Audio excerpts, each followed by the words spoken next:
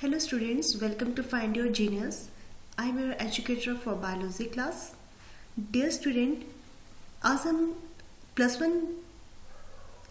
One के unit third and chapter number 10 जो कि cell cycle and cell division chapter है वहाँ से रिलेटेड कुछ क्वेश्चंस करेंगे। तो डियर स्टूडेंट, हमारे इस चैप्टर से प्रीवियस 3 इयर्स में जो क्वेश्चंस आए हैं वो यहाँ मेंशन्ड है।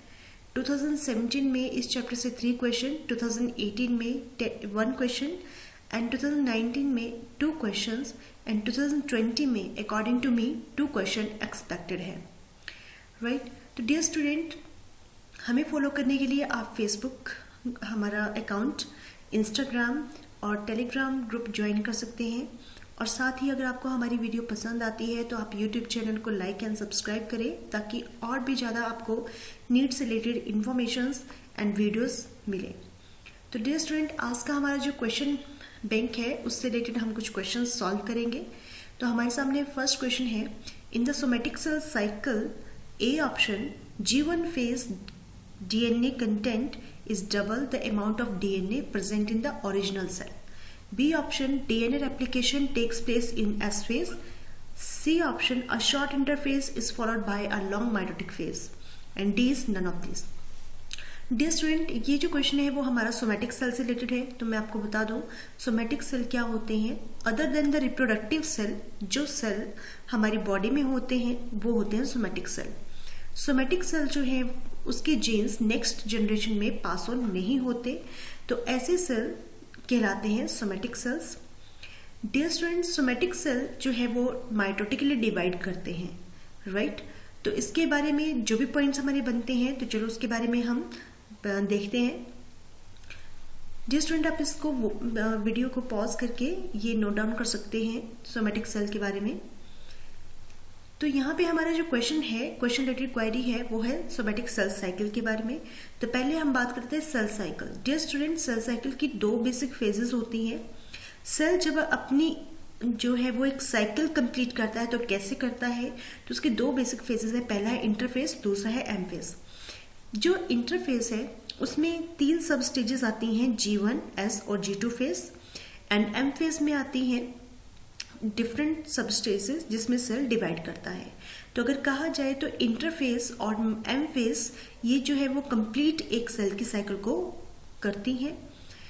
इसमें इंटरफेस में क्या होता है, तो पहले देखिए कि जब एक सेल डिवाइड करता है तो डिवाइड करने के बाद वो जो है 2 डॉटर सेल्स में क्या होता है, कन्वर्ट हो जाता है। अब ये 2 डॉटर सेल जो है वो अपने पेरेंट सेल की तरह साइज में सेम नहीं होते। तो डियर स्टूडेंट, इनको अपने सेल की ग्रोथ करनी पड़ती है जिसके लिए उनको इंटरफेस में जाना पड़ता है। तो डियर स्टूडेंट, जब हर एक सेल के अंदर वो स्टेजेस आती हैं जिसमें सेल अपने आप को ग्रो करता है तो वो स्टेज होती है इंटरफेस। और फिर से सेल अपने आप को ग्रो करके एक पेरेंट सेल की तरह बन जाता है। उसका shape and size parent cell की तरह जब हो जाता है तो वो भी फिर से डिवाइड करता है और इस तरह से अपनी साइकिल कंप्लीट करता है। तो डियर स्टूडेंट, तो इंटरफेस में क्या होता है कि जब ये नया सेल बनता है आफ्टर डिवीजन, तो इसमें क्या होता है, G1 फेज जब चलती है तो उसमें वो क्या करता है, अपने माइक्रोमोलिक्यूल की सिंथेसिस जैसे कि आरएनए बनना, प्रोटीन सिंथेसाइज करना, इस तरह से प्रोसेस चलता है। लेकिन G1 फेज में एक चीज खास है कि G1 फेज जब चलती है, ठीक है, तो उस समय सेल अपने ऑर्गेनेली को डेवलप कर रहा होता है, सिंथेसाइज कर रहा होता है, स्टार्टिंग होती है सब चीज़ों की। लेकिन इसके बाद जो है जब उसमें एस फेज स्टार्ट होती है तो क्या होता है एस फेज में, कि एस फेज में डीएनए की रेप्लिकेशन होती है। तो डियर स्टूडेंट, आप वीडियो पॉज करके मेन पॉइंट्स भी नोट कर सकते हैं जो कि अदर क्वेश्चन से भी लिंक करते हैं। एस फेज में डीएनए की रेप्लिकेशन होती है। दूसरी चीज़ कि इसमें सेंट्रियोल्स का बनना एंड हिस्टोन प्रोटीन्स की सिंथेसिस जो डीएनए के लिए जरूरी है वो भी इसी फेज में बनते हैं। और ये इससे रिलेटेड भी क्वेश्चन काफ़ी बनते हैं डियर स्टूडेंट। तो एक बार जब एस फेज स्टार्ट हो जाती है जिसमें डीएनए की रेप्लिकेशन अगर हो जाती है तो उसके बाद इसको रोका नहीं जा सकता। तो एस फेज क्या है, कंटिन्यू करता है इस सेल की अदर फेजेस के लिए। तो एस फेज के बाद आता है जब G2 फेज, तो G2 फेज में मैक्रोमोलिक्यूल की सिंथेसिस होती है एंड इसमें आरएनए का बनना, प्रोटीन का सिंथेसाइज होना और सारी ऑर्गेनेल जो है वो वेल डेवलप्ड हो जाती हैं। और आफ्टर दिस फेज जो है वो सेल एक पेरेंट सेल की तरह हो जाता है जो कि डिवीजन के लिए तैयार है, राइट। तो बात ये आती है कि जब तक ये सेल जीवन में था तब तक क्या है कि इसको हम क्या कर सकते हैं, इंटरप्ट कर सकते हैं, लेकिन जब उसमें एस फेज स्टार्ट हो जाती है तो उसके बाद ये क्या है, इसमें इंटरप्शन नहीं हो सकती, ये अपना जो है वो आगे जो भी प्रोसेस है वो प्रोसीड करेगा ही करेगा, राइट। तो इस तरह से इंटरफेस के बारे में ये पॉइंट जो है वो बताए हैं जो हमारे क्वेश्चन से रिलेटेड है। और एम फेज जो है जिसमें क्या होता है, सेल जो है वो अपने डिवीजन पे जाता है, पर डिपेंड करता है कि सेल कौन सा है, राइट। तो यहाँ पे बात चल रही है सोमैटिक सेल की, तो सोमैटिक सेल क्या करते हैं, माइटोटिकली डिवाइड करते हैं, तो वो इन वेरियस स्टेजेस से गुजरते हुए फाइनली डिवाइड करते हैं, राइट। एक और चीज कि हम यहाँ पे देख रहे हैं कि इंटरफेज जो है वो काफी लॉन्ग फेज है, जबकि एम फेज क्या है, शॉर्ट फेज है, राइट। तो ये पॉइंट आप जरूर मेंशन करें। नेक्स्ट पॉइंट ये है कि जब ये डिवीजन होती है सेल की, तो यहाँ पे G1 फेज में जो डीएनए का कंटेंट है अगर क्या है 2C होता है, तो आगे ये एस फेज में क्या हो जाएगा, क्योंकि डीएनए की रेप्लिका बनेंगे, ठीक है, तो कंटेंट भी क्या हो जाएंगे, डबल हो जाएंगे। तो यहाँ पे अगर 2C कंटेंट था तो एस फेज में क्या हो जाएगा, 4C कंटेंट बनेगा, जो कि G2 फेज में रिमेन सेम रहेगा, क्योंकि डीएनए की अगर हम बात करते हैं सिंथेसिस या रेप्लिकेशन तो वो सिर्फ एस फेज में होती है, G2 और G1 में बिल्कुल भी नहीं होती, तो ये ध्यान रखें। तो हमारी क्वेरी जो है इस क्वेश्चन से रिलेटेड पूरी हो चुकी है, तो देखते हैं क्वेश्चन को। तो डियर स्टूडेंट, यहाँ पे हमारा क्वेश्चन है, तो उसमें हमारा ए ऑप्शन पूछा गया था कि सोमैटिक सेल साइकिल में G1 फेज जो है वो अपने कंटेंट को क्या करता है, डबल करता है, अपने ओरिजिनल पेरेंट का जो डीएनए होता है तो उसके डीएनए कंटेंट को डबल करता है किस फेज में, G1 में। तो ये बिल्कुल गलत है क्योंकि ये एस फेज में डबल करता है।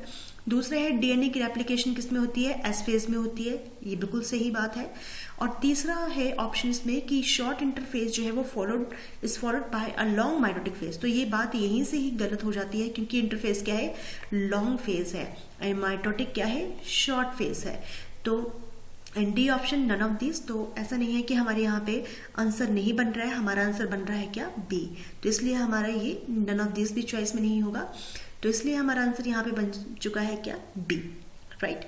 नेक्स्ट क्वेश्चन की तरफ चलते हैं। नेक्स्ट क्वेश्चन है हमारा, the number of chromatids in A chromosome in anaphase will be, ठीक है, नंबर ऑफ क्रोमेटिड्स जो है वो एनाफेज में कितने होंगे, राइट। तो डियर स्टूडेंट, अगर हम यहाँ पे डायग्रामेटिकली देखें तो ये आपके सामने ये क्या है, माइटोसिस का सेल है जो कि एनाफेज स्टेज को शो कर रहा है, राइट। यहाँ पे आप देख रहे हैं कि एनाफेज में जब माइटोसिस की जब एनाफेज में क्या होती है, सेपरेशन होती है, ठीक है। पहले यहाँ पे क्या थे, ये क्रोमोसोम्स इस तरह से थे, लेकिन क्रोमोसोम्स जब क्या हो रहे हैं, इनकी सेपरेशन हो रही है, राइट, तो ये क्या कर रहे हैं, अपने पोल की तरफ को क्या कर रहे हैं, मूव कर रहे हैं। कैसे, क्योंकि स्पिंडल फाइबर इनके साथ जुड़े होते हैं, तो ये क्या होते हैं, मतलब इनका बीच में जो सेंट्रोमियर होता है वो स्प्लिट होता है, जिसकी वजह से हर एक क्रोमेटिड जो है वो अपने पोल की तरफ को क्या होता है, मूव करता है with the help of spindle fibre. तो इस तरह से हर एक पोल की तरफ के क्या जा रहा है, एक क्रोमेटिड आपको दिख रहा है, राइट। तो माइटोसिस में आपको हर एक पोल की तरफ को जाता हुआ क्या है, एक क्रोमेटिड तो दिख ही रहा है। तो मेन पॉइंट आता है कि नंबर ऑफ क्रोमेटिड्स कितने हैं, तो अगर मैं बोलूं तो माइटोसिस में क्या है, यहाँ पे हर एक साइड को एक क्रोमेटिड जा रहा है, राइट। तो यहाँ पे 2 नहीं है, 1 इन माइटोसिस, तो यस ये बिल्कुल सही बात कही है। 2 ईच इन माइटोसिस, तो 2 ईच तो है नहीं, ईच में क्या है, 1 होना चाहिए, 2 नहीं है। एंड 2 इन माइटोसिस, तो ये बात बिल्कुल गलत है क्योंकि हर एक साइड को क्या है, एक ही क्रोमेटिड पास ऑन हो रहा है, मूव कर रहा है, तो इसलिए हमारा आंसर यहीं से निकल जाता है। आप सोच रहे होंगे कि मैंने यहाँ पे मियोसिस के बारे में क्यों नहीं कहा। डियर स्टूडेंट, अंडरस्टूड हो जाता है क्योंकि यहाँ पे हमारे क्या है, स्मार्ट वर्क करना है हमें साथ में, कि फटाफट आंसर भी निकालना है, तो हमारे सामने यहाँ पे माइटोसिस से ही ये बात क्लियर हो जाती है कि हमारे ऑप्शन क्या बन रहे हैं। लेकिन यहाँ पे म्योसिस का क्या है कि म्योसिस के 2 स्टेजेस होते हैं, म्योसिस 1 एंड 2। तो यहाँ पे म्योसिस 1 एंड 2 को मेंशन नहीं किया गया है, इसलिए हमें इसके मतलब म्योसिस 1 एंड 2 मेंशन किया होता तो हम उस चीज को भी क्या करते, इलेबोरेट करते। लेकिन यहाँ पे स्टेजेस नहीं बताई गई हैं, तो डायरेक्टली हमें क्या है यहाँ पे स्मार्ट वर्क करना है, जिससे हमें फटाफट आंसर निकालना है। तो हमारा सीधा ही आंसर माइटोसिस से निकल जा रहा है। तो इसलिए अंडरस्टूड है कि म्योसिस में जो है वो अगर देखा जाए तो म्योसिस 1 में आपको क्या होता है कि सेग्रीगेशन जब दिखती है तो उसमें क्या होता है, हर एक पोल की तरफ को क्या होते हैं, 2 क्रोमेटिड्स जाते हुए दिखते हैं। लेकिन यहाँ पे जब बात ही नहीं की है तो उसके ऊपर हम बात ही नहीं कर रहे, हम सीधा अपना आंसर निकालेंगे। तो यहाँ पे हमारा आंसर क्या बनेगा, राइट, क्या बनेगा, बी आंसर बनेगा, राइट। तो आप यहाँ पे देख भी रहे हैं कि सामने जो डायग्राम है इसमें जो सिस्टर क्रोमेटिड्स कैसे दिखती है माइक्रोस्कोप में सेपरेटेड होते हुए, और साथ में यहाँ पे ये एनाफेज की स्टेज है जिसमें क्या है, स्पिंडल फाइबर क्या कर रहे हैं इनको, spindle fibre pull sister chromatids to opposite pole, right, and each pole now has identical set of genes. तो ये ध्यान रखें, राइट। तो यहाँ पे क्या है कि सेग्रीगेशन हो रही है पर हर एक पोल की तरफ क्या जा रहा है, एक ही क्रोमेटिड जा रहा है। तो इसलिए हमारा आंसर यहाँ पे क्या बनता है, बी। नेक्स्ट हमारा है zero phase G0 state of cell in eukaryotic cell cycle denotes, यानी कि यूकैरियोटिक सेल साइकिल में G0 फेज या G0 फेज कहते हैं, वो क्या डिनोट करता है। A option, checkpoint before entering the next phase, यानी कि ये चेक पॉइंट बताता है, नेक्स्ट फेज में एंटर करने से पहले ये चेक पॉइंट बताता है, ये डिनोट कर रहा है। तो डियर स्टूडेंट, ये चेक पॉइंट नहीं बताता है, ये बात बिल्कुल गलत है। दूसरा है pausing in the middle of a cycle to cope with temporary delay, यानी कि साइकिल के बीच में पॉज करके ये क्या करता है, टेम्पररी डिले करने के लिए कॉप अप करता है। सी है डेथ ऑफ ए सेल, ये डिनोट करता है, तो ठीक है। एंड डी है exit of cell from cell cycle. तो डियर स्टूडेंट, हमारे सामने ये डायग्राम है जिसमें आप देख पा रहे हैं कि यहाँ पे G1 phase, S phase, G2 phase जो कि इंटरफेज स्टेजेस है, एंड M फेज आपको दिख रही है जो कि क्या है, डिवीजन स्टेजेस है। आप देख रहे हैं यहाँ पे कि M फेज के बाद जब ये स्टेज चल रही है तो यहाँ पे G0 फेज जो कि क्यूसेंट फेज भी कहा जाता है, रेस्टिंग फेज कहा जाता है, जिसमें सेल जो है वो थोड़े समय के लिए क्या करता है, रेस्टिंग फेज के लिए जाता है। तो ये जो चीज जो है वो सेल साइकिल की एग्जिट है, राइट। तो इस बार भी ये 2019 में इससे रिलेटेड क्वेश्चन आया था। तो that denotes the exit of cell from cell cycle. अगर डायरेक्ट है तो हम डायरेक्ट इसका आंसर निकाल सकते हैं, लेकिन बाकी और भी बात करेंगे। तो ये चेक पॉइंट्स नहीं है जो कि शो करेगा। दूसरा ये है कि ये सेल साइकिल को बीच में पॉज करके टेम्परेरी डिले करने के लिए कॉप अप के लिए भी काम नहीं करता है, एंड सेल की डेथ को डिनोट करे ये बिल्कुल भी नहीं है। तो ये क्या है, ये एक रेस्टिंग फेज है जिसमें मेटाबॉलिकली एक्टिविटी चलती रहती है, but that is exit of a cell from cell cycle. इसलिए हमारा आंसर यहाँ पे बनता है क्या, डी। नेक्स्ट हम चलते हैं क्वेश्चन नंबर 4 की तरफ को, जिसमें है recombination of genes occur at, yes right. ये देखो, ये क्वेश्चन जो है बिल्कुल डायरेक्ट है। अगर हमारे कंसेप्ट बिल्कुल क्लियर हो रिलेटेड टू दिस चैप्टर तो हम सीधा ही इसका आंसर निकाल सकते हैं। रिकॉम्बिनेशन जो जीन्स की होती है डियर स्टूडेंट, वो किस में होती है, म्योसिस में होती है। तो यहाँ पे बात जो म्योसिस की चलती है, तो म्योसिस की क्या होती है, म्योसिस की 2 स्टेजेस होती हैं। एक होती है म्योसिस 1 और दूसरी होती है क्या, म्योसिस 2। तो म्योसिस 1 में जो है वो स्टेजेस जो आती हैं उसमें जो प्रोफेज की स्टेज होती है डियर स्टूडेंट, प्रोफेज की स्टेज होती है। तो प्रोफेज की स्टेज में एक्चुअली क्या होता है, उसकी भी सब स्टेज होती हैं जिसमें क्रॉसिंग ओवर होती है, ठीक है, जीन्स का एक्सचेंज होता है, और उसी की वजह से आगे जीन्स में क्या होते हैं, मतलब नए रिकॉम्बिनेंट्स बनते हैं। तो पॉइंट आता है रिकॉम्बिनेशन ऑफ जीन्स की अगर बात करें तो वैसे थोड़ा बहुत हिंट आपको यहाँ से पता चल गया होगा। ये बात ही किससे रिलेटेड है, म्योसिस से रिलेटेड है। तो यहाँ पे माइटोसिस की बात तो बिल्कुल नहीं आती, और बात अगर आ रही है म्योसिस की, तो म्योसिस की यहाँ पे 3 ऑप्शंस है।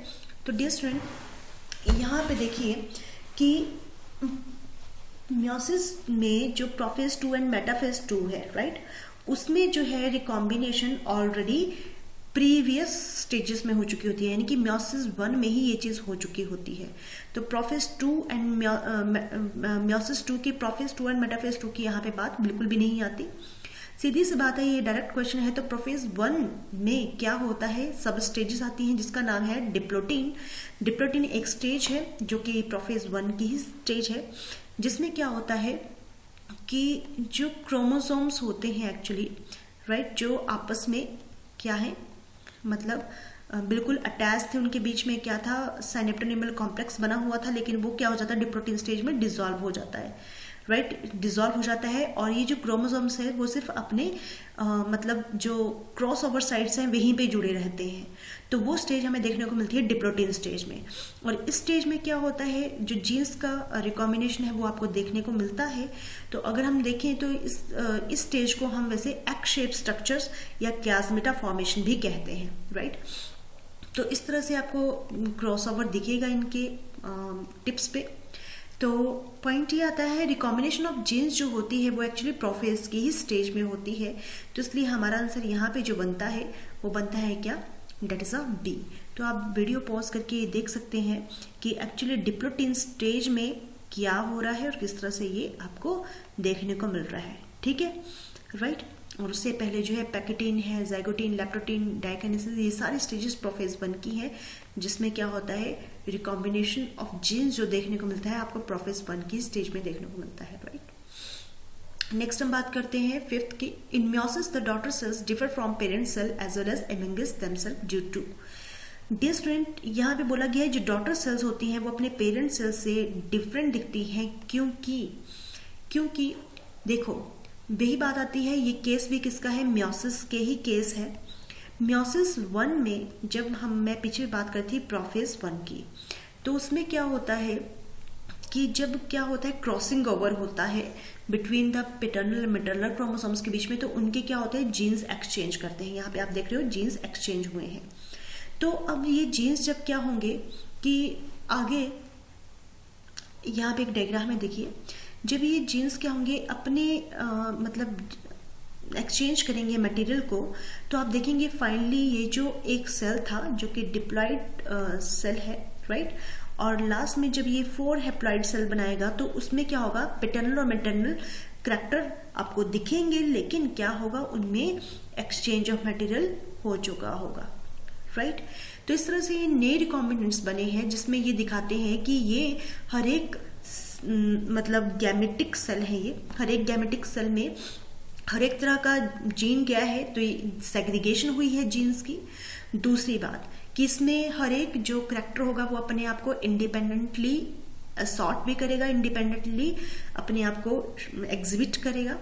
एंड थर्ड, ये किस वजह से हुआ, ये हुआ है क्रॉसिंग ओवर की वजह से, क्योंकि यहाँ पे क्या हुआ था एक्चुअली बीच में इनके बीच में क्रॉस ओवर हुआ था, राइट, जिसकी वजह से मतलब क्या हुआ है यहाँ पे ये डिफरेंट हुए हैं अपने पेरेंटल सेल से।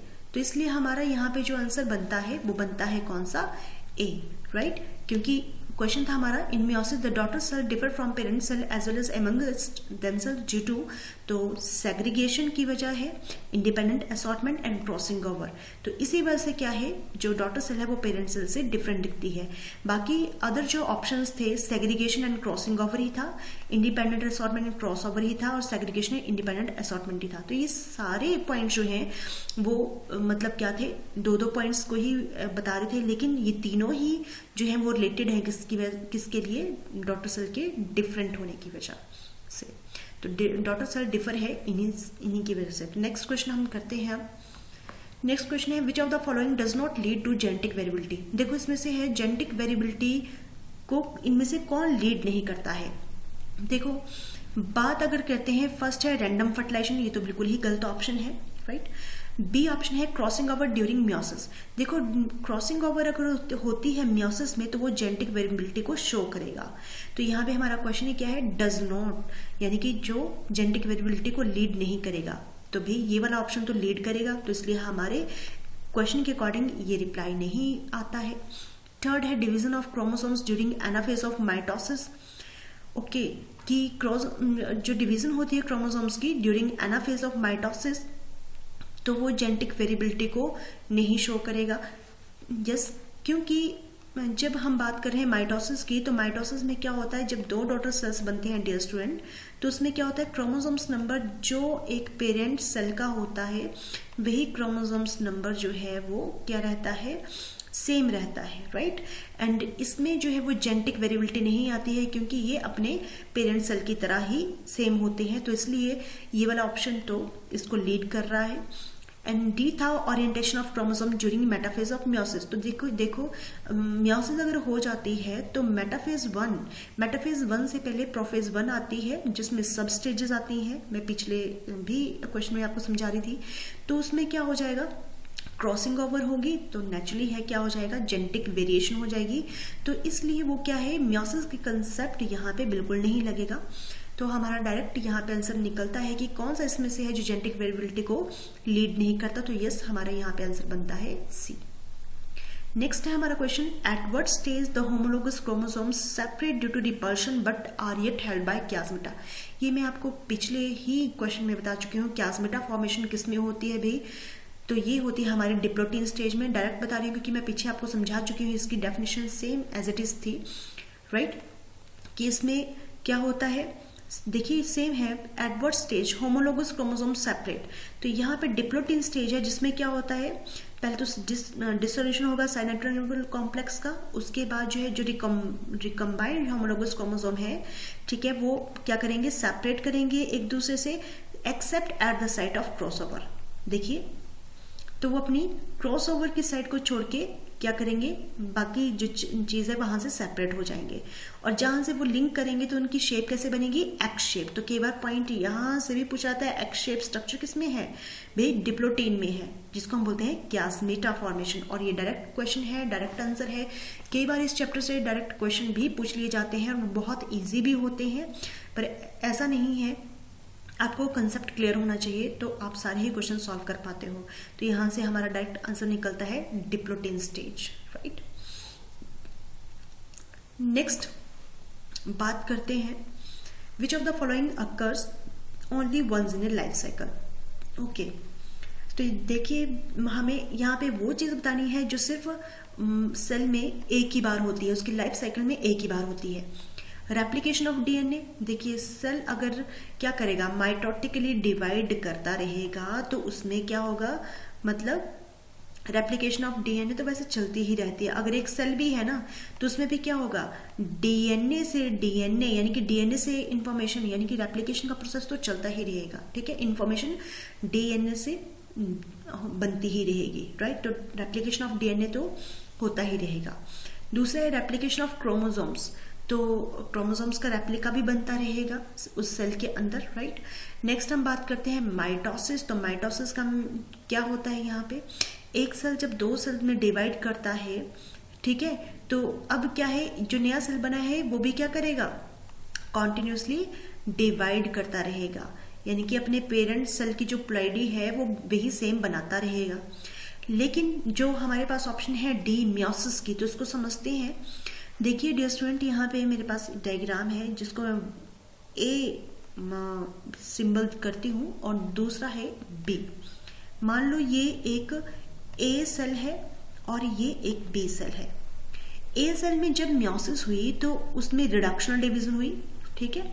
रिडक्शनल डिवीजन से क्या हुआ, रिडक्शनल डिवीजन एक्चुअली मियोसिस 1 को रिडक्शनल डिवीजन कहते हैं। It is very important for you कि रिडक्शनल डिवीजन मियोसिस 1 को कहते हैं। तो जब इसमें क्या हुआ, रिडक्शनल डिवीजन हुई तो हैप्लॉइड बना। उसके बाद मियोसिस 2 हुई जो कि इक्वेटोरियल डिवीजन ही होती है, माइटोसिस की तरह ही होती है। तो उसमें क्या हुआ, हैप्लॉइड जो था यहाँ पे, हैप्लॉइड जो था वो आगे 2 सेल में भी बना। लेकिन बात ये है डियर स्टूडेंट, यहाँ पे जब मियोसिस 1 और मियोसिस 2 कंप्लीट होती है तो एक पेरेंट सेल जो है अपने 4 डॉटर सेल में जब कन्वर्ट करता है अपने आप को, तो उसमें क्या होता है, उसकी प्लाइडी डिफरेंट हो जाती है। अब बात ये होती है कि जो ये हैप्लॉइड सेल्स बने हैं, अब क्या है, ये हैप्लॉइड सेल्स अपने आप को यहीं पे अपनी प्रोसेस को आगे नहीं कर सकते जब तक ये किसी और के साथ फ्यूज ना कर जाए। तो ये सेल बी है जिसने भी अपने क्या बनाया है, गैमेटिक सेल बनाए हैं जिनमें मियोसिस हुई है। तो अब क्या होगा, ये दोनों ही गैमेटिक सेल्स जब क्या होंगे, फ्यूज करेंगे, ठीक है, इनमें सिंगैमी होगी तो ये क्या होगा, इनकी प्लाइडी डिप्लॉइड बन जाएगी। लेकिन अब फर्क ये आ चुका है कि पेरेंट सेल जो था उससे उसके जो डॉटर सेल्स बने थे वो फ्यूज होके नए डिप्लॉइड सेल में कन्वर्ट हुआ है, लेकिन अब ये डिप्लॉइड सेल क्या होगा, एक न्यू सेल बन चुका है, एक न्यू रिकॉम्बिनेंट सेल बन चुका है जिसमें जेनेटिक वेरिएशन भी है। अब ये अपने पेरेंट सेल की तरह सेम नहीं है, तो इसलिए देखा जाए तो ये सेल फिर क्या होगा, आगे फर्दर डिवीजन के लिए जाएगा, ठीक है, डिवीजन के लिए जाएगा, राइट। तो डिवीजन के लिए जाएगा तो नेचुरली ये क्या करेगा, 2 डॉटर सेल बनाएगा, राइट। कैसे बनाएगा, क्योंकि ये जो डिप्लॉइड नया सेल बना है ये क्या बन गया है सिंगैमी से, इसका नाम है क्या, जाइगोट बन गया। तो जाइगोट क्या करेगा, अपने आप को माइटोटिकली डिवाइड करने शुरू कर देगा। पर अब फर्क ये आ चुका है कि अब ये नया सेल जो है अपनी नई लाइफ प्रोसेस कर रहा है स्टार्ट। इसकी प्रीवियस लाइफ प्रोसेस जो है वो यहीं तक स्टॉप थी, जब ये फ्यूज किया तब इसने नई प्रोसेस शुरू की। तो इसका मतलब ये है कि इस सेल के, ये जो पेरेंट सेल था, इसकी लाइफ साइकिल में म्योसिस क्या हुई, एक ही बार हुई, राइट। तो आगे जो नए सेल्स बने वो क्या है, नए सेल्स की लाइफ प्रोसेस स्टार्ट हुई। तो पॉइंट यहाँ पे आता है कि इनमें से कौन सी प्रोसेस लाइफ में एक ही बार चलती है। तो ये सारी चीजें क्या है, मतलब बार बार हो सकती है, लेकिन म्योसिस क्या है, ओनली एक सेल की लाइफ साइकिल में एक ही बार आती है। तो दैट इज वाई यहाँ पे आंसर हमारा क्या बनता है, डी बनता है। नेक्स्ट हमारा है question number 9, cell would normally proceed to mitosis without interruption. Okay, cell जो है वो नॉर्मली प्रोसीड करेगा माइटोसिस के लिए बिना किसी इंटरप्शन के, अगर क्या हो, ए ऑप्शन है it once it has enter the S phase, अगर वो एक बार एस फेज में एंटर कर जाता है। तो बी बताता है अगर वो एक बार G2 फेज में एंटर कर जाता है, और सी बताता है at any time during cell division activity, and D बताता है नन ऑफ दिस। तो डियर स्टूडेंट, ये क्वेश्चन तो बहुत ही सिंपल है, क्योंकि प्रीवियस ही मैंने अपने क्वेश्चन में जब एक्सप्लेनेशन कर रही थी फर्स्ट क्वेश्चन में, उसी से मैं आपको बता दिया था कि जब भी सेल क्या होता है, मतलब अगर एस फेज में एंटर कर जाता है तो उस सेल को अपनी प्रोसेस चलाने के लिए कोई नहीं रोक सकता, वो अपनी प्रोसेस को कंप्लीट करेगा ही करेगा, राइट। तो पॉइंट यहाँ पे ये आता है कि cell would normally proceed to mitosis without interruption if it once entered into the S phase. तो यहाँ पे हमारा आंसर डायरेक्टली बन रहा है और बहुत इजी भी है। तो आप वीडियो पॉज करके फटाफट आंसर भी कर सकते हैं, क्योंकि हमें स्मार्टली वर्क करना है डियर स्टूडेंट, तो बहुत ज़्यादा टाइम नहीं लगाना है क्वेश्चंस पे। तो हमें क्या करना है, जो क्वेश्चंस हमारे फटाफट निकलते हैं उनको हमें करना है जल्दी से कंसेप्ट लगा के। तो G2 फेज तो बिल्कुल भी नहीं होगा, क्योंकि ऐसा क्यों हुआ, हाँ ऐसा इसलिए हुआ क्योंकि एस फेज में क्या होता है भाई, जब डीएनए रेप्लिकेशन स्टार्ट हो जाती है तो क्या होता है, तो डीएनए रेप्लिकेशन स्टार्ट हो जाती है तो उसके बाद क्या होता है कि सेल अपना काम जो है बाकी स्टार्ट कर देता है, जिसकी वजह से उसको स्टॉप करना जो है वो मुश्किल है। तो इसलिए हम कहते हैं कि अगर एक बार एस फेज में शुरू हो गया तो उसमें डीएनए रेप्लिकेशन हो जाएगी, सेंट्रल फॉर्मेशन हो जाएगी, हिस्टोन प्रोटीन सिंथेसिस हो जाएगी, जिससे अब जो कंटेंट होगा, जो डीएनए कंटेंट है वो अपना काम शुरू कर देगा, ठीक है, राइट। तो इसलिए उसकी प्रोसीडिंग जो है इंटरप्ट नहीं हो पाएगी। तो इसलिए सेल जो है नॉर्मली प्रोसीड करेगा माइटोसिस के लिए without interruption if it has entered the S phase. तो इसलिए हमारा आंसर यहाँ पे क्या बनता है, ए। नेक्स्ट हमारा है क्वेश्चन नंबर 10। तो डियर स्टूडेंट, यहाँ पे आपके पास 2 कॉलम दिए हैं, ये मैच द फॉलोइंग है, राइट। मैच द फॉलोइंग में ऐसा होता है डियर स्टूडेंट, ये सबसे ज़्यादा स्कोरिंग क्वेश्चन होते हैं। आप अगर 1 या 2 पॉइंट्स भी बिल्कुल क्लियर जानते हो तो आप बहुत जल्दी इसको क्या कर सकते हो, मतलब ठीक कर सकते हो, बहुत जल्दी इसका फास्ट आंसर रिप्लाई करके करेक्ट कर सकते हो अपने आंसर्स को। लेकिन अगर आपको बिल्कुल भी नहीं आता है तो मतलब चांसेस कम हो जाते हैं। लेकिन सबसे ज़्यादा स्कोरिंग क्वेश्चन होते हैं ये, जिसमें हिंट ही काफ़ी होता है। तो डियर स्टूडेंट, यहाँ पे ए कॉलम दिया है जिसमें ए है प्रोफेज। डियर स्टूडेंट, प्रोफेज ऐसी स्टेज होती है सेल की जिसमें क्या होता है, क्रोमोसोम्स जो हैं वो अपने आप को कंडेंस करने स्टार्ट करते हैं, राइट। तो मैं यहाँ पे स्टेजेस हैं prophase, metaphase, anaphase and telophase, और इसके सामने जो ऑप्शंस हैं तो इन सबको हम डिस्कस करते हैं। देखिए यहाँ आपके सामने है क्या है, प्रोफेज।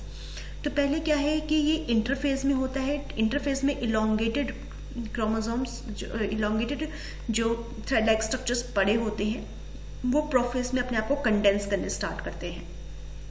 उसके बाद जब मेटाफेज की स्टेज आती है तो एक प्रो मेटाफेज है, पर यहाँ पे मैं बात प्रो मेटाफेज है, मेटाफेज है।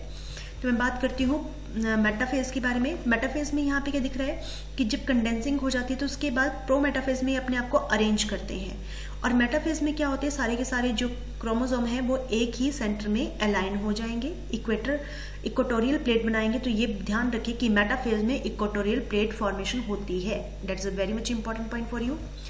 और उसके बाद मेटाफेज के बाद क्या होता है, एनाफेज।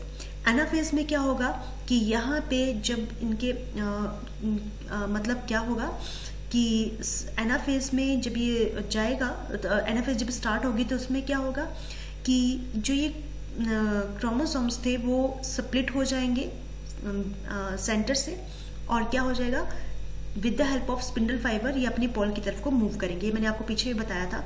तो एनाफेज में ये देखने को मिल रहा है। टेलोफेज में क्या होता है कि यहाँ पे सेल डिवीजन आपको देखने को मिल जाती है, और जो यानी कि क्रोमेटिड्स हैं, ठीक है, जो कि हम क्रोमोसोम्स कहेंगे उनको, तो ये क्या अपने हर एक सेल के अंदर जो है वो इक्वली डिवाइड होकर के बंट जाएंगे। और अब ये फिर से अपने आप को क्या है, पहले ये कंडेंस होते प्रोफेज में, अब ये क्या होंगे, डीकंडेंस्ड होंगे, राइट। तो इलोंगेट होने शुरू हो जाएंगे, अनकॉइलिंग करने शुरू कर देंगे, और फाइनली साइटोकाइनेसिस फिर कंप्लीट हो जाएगी। तो dear student, according to question हमारा जो है क्वेरी वो कंप्लीट हो चुकी है। तो हम यहाँ पे मैच करते हैं। प्रोफेज का यहाँ पे जो मैच बन रहा है, ठीक है, वो क्या है, तो हमारे सामने यहाँ पे है कंडेंसेशन ऑफ क्रोमोसोम्स। तो यहाँ पे प्रोफेज जो है वो थर्ड ऑप्शन के साथ मैच करेगा। मेटाफेज का जो है वो बनेगा बी का बनेगा first, chromosome at equator. And C anaphase में क्या होता है, क्रोमेटिड्स जो है वो मूव करते हैं ऑपोजिट पोल्स की तरफ को, that is a fourth option. And telophase जिसमें क्या होती है, अनकॉइलिंग होती है क्रोमोसोम्स की, तो सेकंड ऑप्शन। तो इसके अकॉर्डिंग हमारे जो ऑप्शन बन रहा है वो है डी, राइट। तो डियर स्टूडेंट, आई होप कि आपको वीडियो पसंद आया होगा एंड क्वेश्चंस करने में भी मज़ा आया होगा। तो हम और चैप्टर्स के बारे में भी बात करेंगे और क्वेश्चंस भी करेंगे। इसके लिए आप लाइक एंड सब्सक्राइब करें, और आपको जो है वो हमारे साथ जुड़े रहना है अगली वीडियोस के लिए भी, ताकि आपको जो है नीट की प्रिपरेशन करवाने में जो है वो और मदद हो सके, राइट। तो डियर स्टूडेंट, ये था हमारा video. Thank you for watching.